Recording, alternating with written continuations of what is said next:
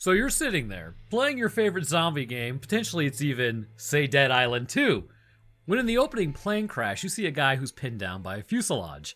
I mean, I'm assuming it's a fuselage, that could be a snack tray for all I know, I hate flying. But you go over to help him, and then all of a sudden, you're infected.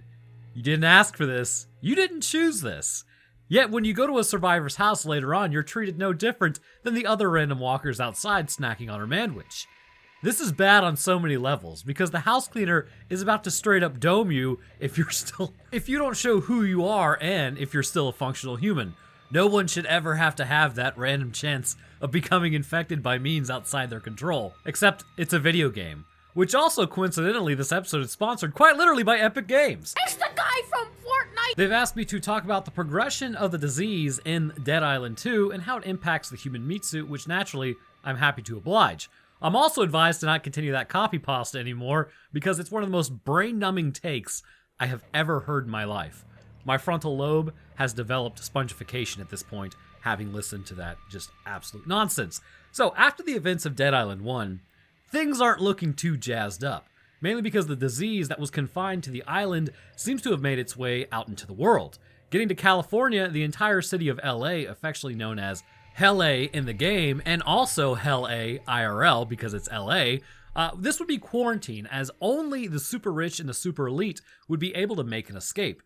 During one of the escape attempts, however, things would go awry when one of the passengers was infected, and without question, the plane was then blown out of the sky, sending it careening back down to Earth, much like all the celebrities' popularity during any outbreak of a disease. Well, I suppose at least this time they didn't sing to us about imagining all the people feasting on one another.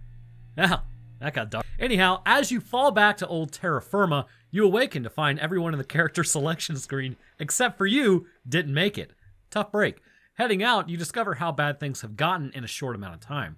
You see, with the population much larger than the initial island of Minoy that it was confined to, Hell A, being much larger, comes with the possibility of new adaptations for the infected and potential resistances given the large genetic swath of humanity. But even more horrifying than that, we inadvertently end up at a YouTuber and or streamer's house who clearly went for the compound notion. But what exactly allows for these adaptations, and how does this infection even progress in the first place?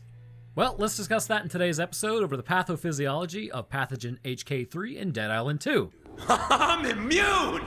So, where to begin when you have teeming masses of infected crawling over one another, ripping apart non-infected, limb from limb? I believe, like with most good stories, we should start from the beginning. Truly a visionary, I know. The Dead Island infection, or the HK pathogen, has a few enigmas about it that would set it apart from most infections due to the horrifying list of symptoms that would result in shambling, animalistic, aggressive monsters that had one purpose, which was to infect, and then a secondary purpose, which was to eat. Accompanied with that, their physical damage to their meat suits, they would just be able to endure and far outclass any normal human being and what we are capable of surviving, which means a survivor basically would have to use several ending blows to the infected to take it out, which in turn would require a lot of energy from you, which leads to exhaustion, which leads to you easily being overwhelmed. This process would allow for the infection to spread quickly, as even those with force multipliers and body armor would be torn to shreds from just the sheer amount of force it takes to put down the infected. The infection started simply enough and has its roots in a somewhat natural origin. I say somewhat natural because there appears to have been a crossover event at some point in time, which resulted in a very similar disease, but it did not likely originate from the combination of the two. So we kind of get like a twofer today, discussing viruses and prions. Prions are absolutely horrifying, which if you're not knowledgeable on those, don't worry, you're about to be. Existing on this planet right now is a form of a disease that, me having worked in disease laboratories, because I'm actually a microbiologist and former scientist, God, I do miss it sometimes. I might return back to that in my later 30s, who knows. But enough of the autobiography. This disease is known as a prion disease, which has a few ways that it can spread and infect people. Bodily fluid is a way in which the prion disease can enter your body. It can genetically already be there encoded into your 20th chromosome, known as something that's going to induce familial fatal insomnia, which basically means that you just stay awake until your body can't handle it any longer, and then you flatline, or you eat infected meat. All of these ways result in a specific protein within the brain, causing it to become misfolded.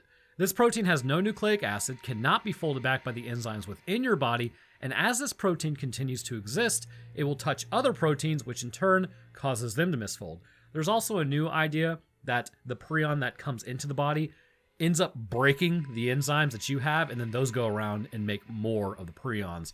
It's just a very interesting concept, and we're not 100% sure how it even works. But as this fire continues to spread within the brain of a person, this will result in spongification of the cerebrum, which is essentially holes that begin to form due to neurons being put under extreme pressure and then choked out by the protein buildup. Eventually, this will lead to the person succumbing to their infection in about 6 months to a year after their symptoms start.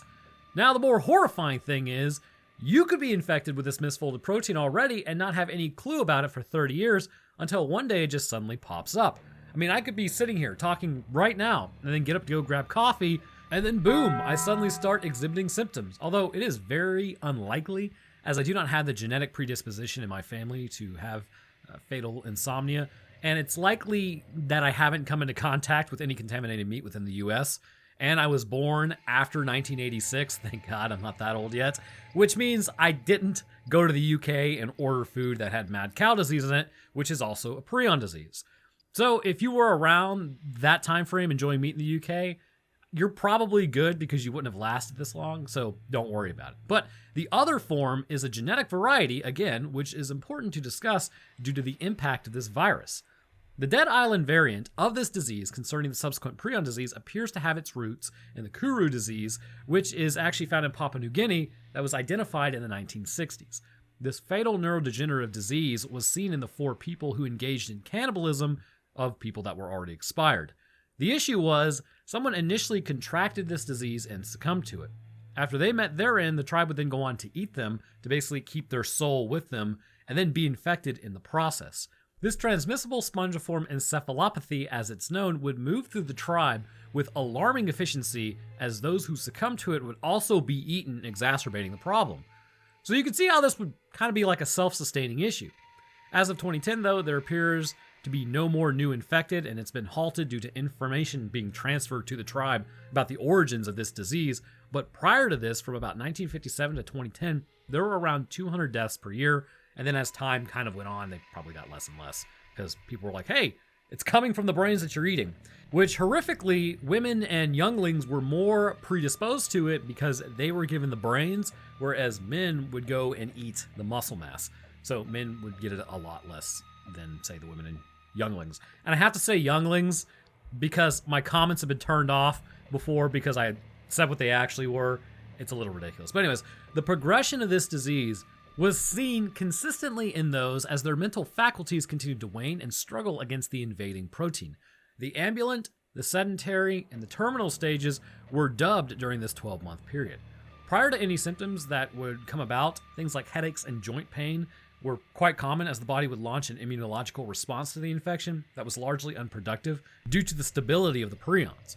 During the ambulant stage, they would have an unsteady gait due to the fact that their nervous system would be struggling with the infection as it was destroyed, which would cause the body to have to find workarounds, or the signal just in general would not be able to get to where it needed to go in the first place to contract the muscle.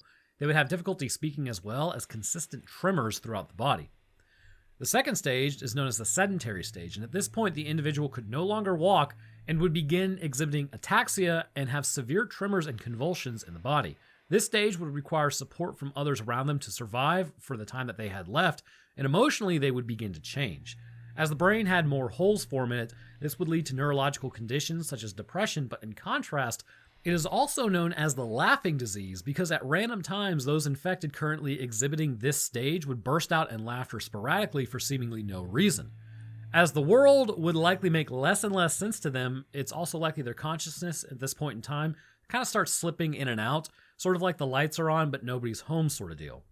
The third stage would be the most horrific and would be the last stage before succumbing to this disease.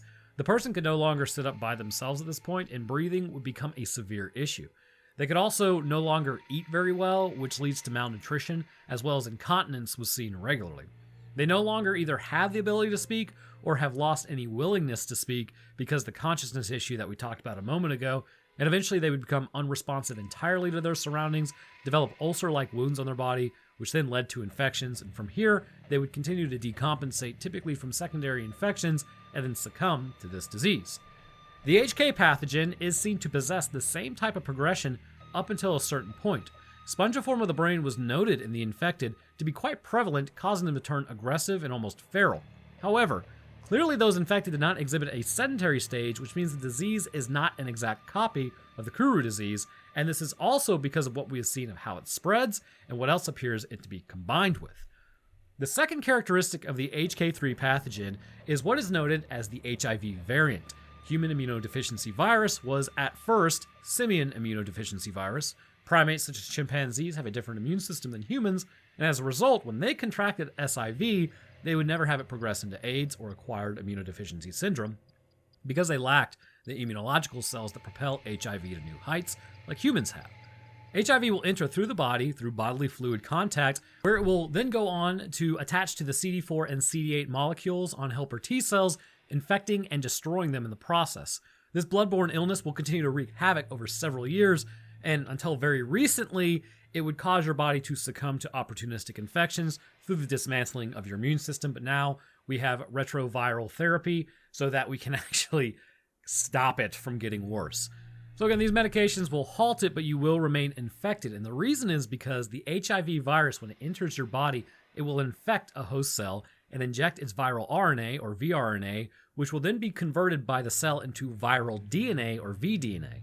At this point, your body's like, oh sweet, free DNA, how'd you get out here? Where then we'll use integrase to splice it into your genome, which is exceptionally dumb, but that's what your body does. So your DNA will be forever altered to have this viral DNA as long as that cell is alive, which then it will be copied during mitosis and remain within the daughter cells as the cell will continue to produce this virus. Now, it's not dumb that it does this. That's more of just like a joke. There's obviously an adaptation in place here that it does this for, but it's like if it knew it was HIV, which it doesn't, it would be dumb. Anyways, upon studying the HK pathogen, two things were determined. First, that both Kuru and HIV seem to be combined into this pathogen, which, given that prions are not viruses and viruses are not prions, seemed a little peculiar until you realize what they were studying was the cell itself being infected and then the presentation of the disease. This is actually what makes this disease more horrifying. The HK pathogen does not appear to just be, hey, let's mash two things up and call it a day. What it actually appears to be is a highly infectious virus that can quite literally induce prion disease. Because of the HIV genome that was found within the virus, that means it is exceedingly transmissible, and the infectivity through things like a bloody bite, for instance, would immediately expose that person to the disease and infect them.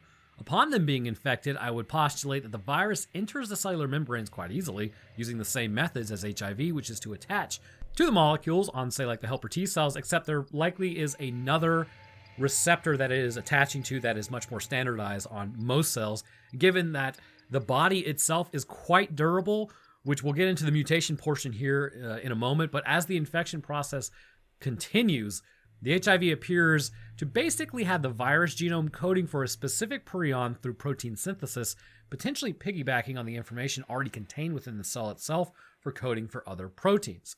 What's interesting to note is it may be the Rh protein in the blood itself.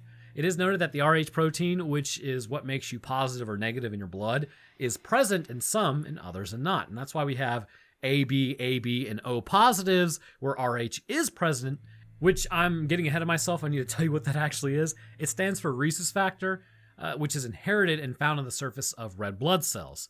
I didn't clarify that already. No, I went back. I didn't. So anyhow, we also have AB, and O negatives. The negatives are much more rare than the positives, with AB negative being only about 1% of the population and O negative only being slightly higher at 7 to 13%. Now, the point of this rambling is because the Rh is in fact a protein. And if you are O negative, you do not have that protein present on the surface of your blood cells, and prions miss full proteins. And we know HK is a circulatory disease. I believe that when infected by this virus, your Rh factor is altered to become a prion disease, which then spreads throughout the body, which will collect in the brain, causing holes in the brain to build up, as well as building these structures, which we'll go over in a moment.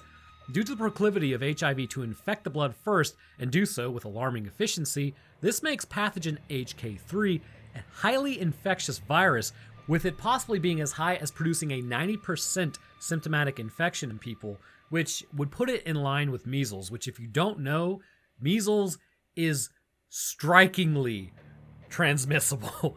There's a saying that if one person in the room has measles and you put 10 people around them, 9 of those people are going to catch measles. Anyways, I say 90% because, as noted, O negative is immune to the virus, potentially for the lack of the Rh factor, which in turn, if everyone in the world is infected, 10% of the population going straight down the middle, from 7 to 13%, would be immune. But, in the immortalized words of Sam B., you're immune from infection, not from the bites. I would also like to note the actual absence of antigens with the type O on RBCs, which A and B both have respective antigens for which they are named, like type A has antigens for A, type B has antigens for B. This may influence the virus's ability to implant into the cell to begin with, meaning that a virus may use the antigen receptor A and antigen receptor B on cells to enter them. But with those not present in type O, it cannot infect, rendering the person functionally immune to its attempts.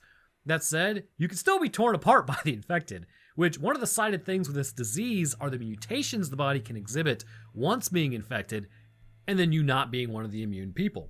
Many mutations can be brought on by the progression of this disease, but its insidiousness is how this person may experience locked-in syndrome. Upon the infection of the individual, it is noted at first they would likely not notice, and nobody else would likely notice that they were infected. This is due to the fact that the virus has not yet reached a viral load capable of overloading the body. However, it continues to spread from the bloodstream and into the muscles, bones, nervous systems, and integument system. It will essentially perfuse your entire system through your circulatory system, which is going to act as a highway to deliver it everywhere. But upon it entering, say, the bones, it will produce nanotubules that will then form cross networks capable of enhancing bone strength, making it more resilient than the average person.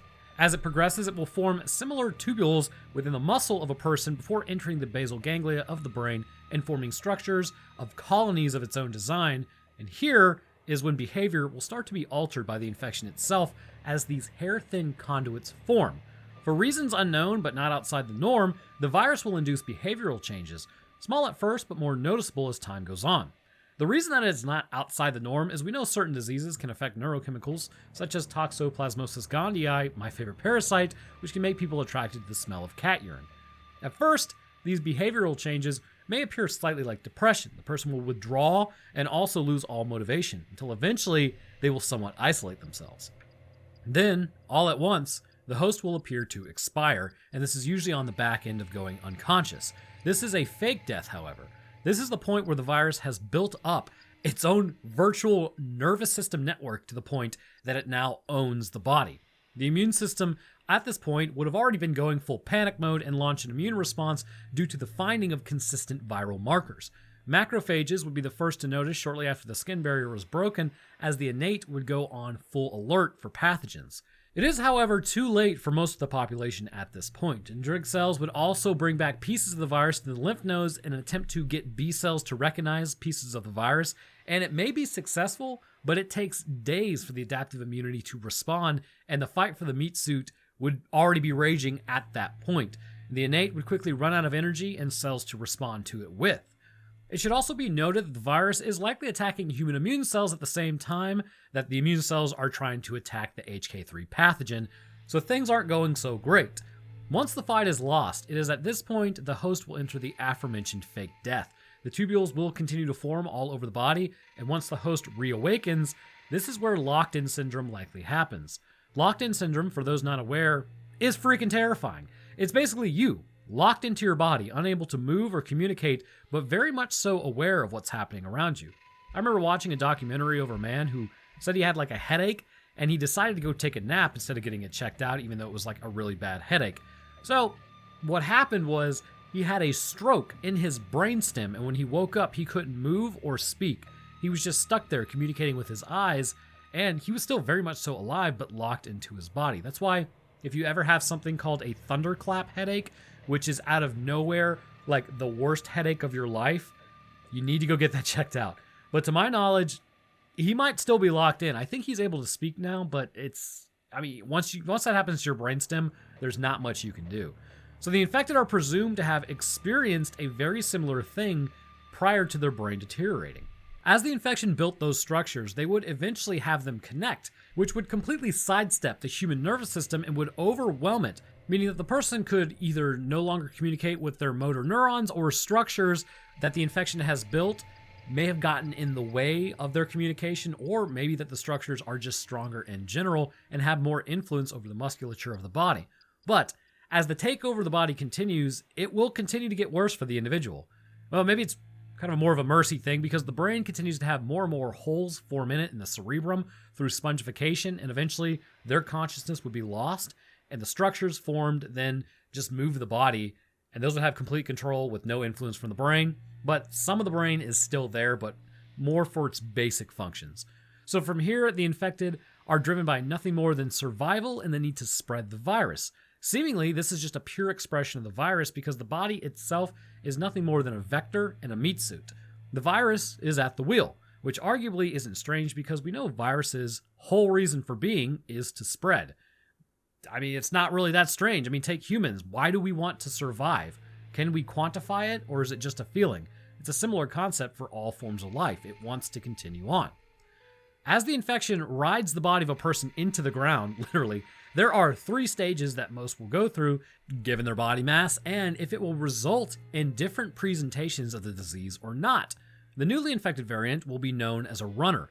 The runners, having just recently succumbed and given up the ghost or at least their consciousness, will have access to all the nutrient stores and health the person initially had. Not to mention the tubules that are making them stronger and basically controlling their body like a puppet. This makes them incredibly fast and agile, and they're basically going to be the ones to do the initial infecting. With the disease ability to infect quite easily and the runners being hard to fight off because they can stealthily just run up and bite, this makes them a difficult contender, as they've also frequently overwhelmed those who have been well prepared for the outbreak, but apparently they weren't. And most people may not even count them as infected at first because with everybody running, they appear to be like regular people running with you because little to no injury is visible, so others think, well, they're running for the same thing I'm running, except they're not. They're running after you. So as time passes and the body becomes more and more wore out from the encounters with other survivors or just pure exposure to the elements, this will typically result in a walker. Walkers have long since run out of glycogen reserves and have begun to eat away at most of their fat reserves. They will still have some left, but the wear and tear on their body is becoming quite apparent. Their bodies have become a little more lithe as the nutrition wanes, and then so does their body's ability to heal and protect itself from outside infection. Sores have begun to form on the body, clothes have been ripped, but they can still walk towards a person and refuel their meat suit if they're able to find a person to consume. This variant is less dangerous, but they tend to group up in hordes which can easily overwhelm an individual who is not paying attention. The shamblers are the ones who are reaching the end stage for what the human body is capable of. Their body is devoid of any fat reserves, and this stage comes from being unsuccessful in finding anything to eat. The muscle in the body is extremely alive because it's been broken down by the body to just keep itself alive, and the skin is blistered, open, and torn, with exposed to injuries that would likely cause a person to succumb quite quickly.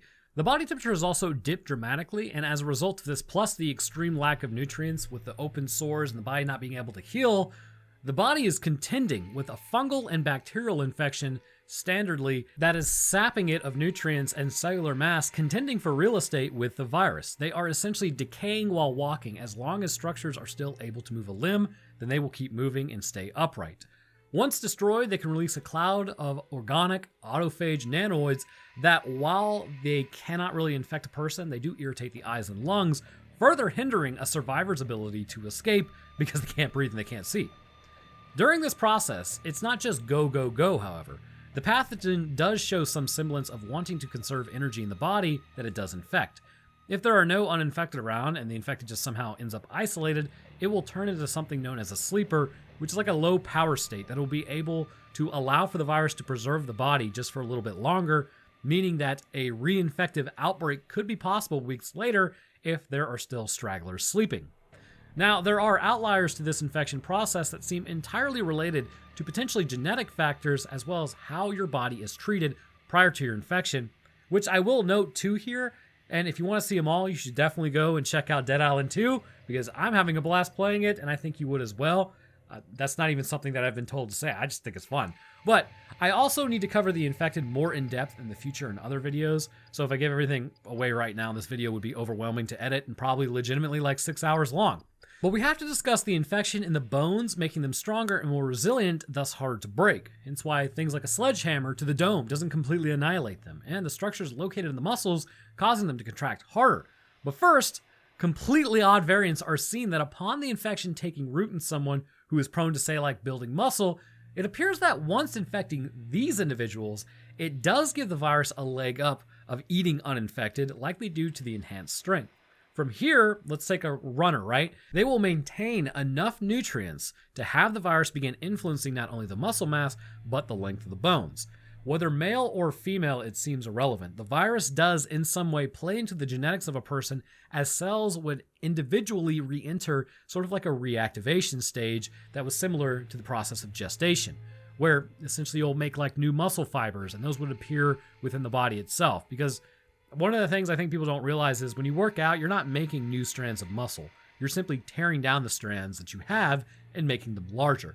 And that's why there's an upward limit on how strong you can actually get. Eventually, the muscle strands cannot get any bigger. However, if we take a look at the crushers, especially for the females to grow the size that they are, eventually new strands would need to be created at the inducement of the virus infecting the muscles and the tubules running all throughout. This allows for the crusher to like move a car or create a shock wave that knocks down infected and non-infected off of their feet alike, or toss a man across the street. This does also show that as the bodies degrade with lack of nutrition, they can be built up with nutrition, meaning that the digestive systems of the infected are in fact active and nutrients are being exchanged. This implies that should an infected be given enough food, it can likely survive to a normal human lifespan until enough genetic damage has built up from entropy to lead to the standard death of the individual. And this means they are technically infected, not undead. And this means they aren't just driven to infect, but are driven to eat to stay functional. Anyhow, the crushers have also had their growth plates, or the epiphyseal regions of their bone, on the long bone specifically, reactivated by the infection, which in turn makes them taller, due to likely the structures forming also in the basal ganglia. I would hazard a guess as to say that the pituitary gland has also become involved, releasing massive amounts of human growth hormone into the body, making the crusher an absolute unit and contender due to its skeletal restructuring and the muscles being braced by apparent graphene membranes, which is mentioned in the lore, but this increases their durability. But again, we will go more heavily into specifically the crusher infected in its own episode in the future. So taking everything I just said, go the opposite way with it, and this is the next variant. Likely a guy who's way more sedentary and has cultivated mass throughout his entire life, this infected was largely obese during their non-infected form. The fat buildup post-infection has rapidly been converted into an acidic substance known as the black ichor.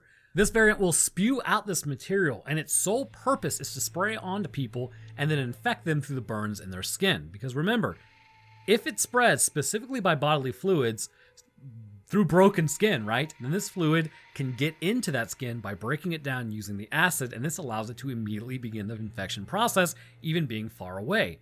It was noted that it seems like the infection was adapting to humanity's countermeasures, in which if we can attack from far away, it appears to do so now, or if we build a wall, it creates something that can break down the wall. One of the ways in which it actually does spew this appears to be a modified diaphragm that will squeeze the stomach with great enough force in order to project the stomach acid mixed with the black ichor, teeming with the pathogen.